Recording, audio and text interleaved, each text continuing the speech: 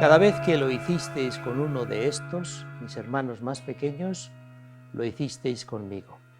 En este día de la caridad queremos recoger y compartir todos esos compromisos que vosotros diariamente estáis llevando en tantos ambientes, en tantas situaciones, con tantas personas diversas, de tal forma que nos hagamos todos conscientes de la presencia del amor de Dios en esas pequeñas acciones. Si ahí estamos, en paz y reconciliación, en la lucha por el trabajo decente, con personas privadas de libertad, con enfermos, en situación de exclusión, con todas las personas frágiles, queriendo ser signo de esperanza para esas personas y un signo también de que un nuevo mundo mejor es posible.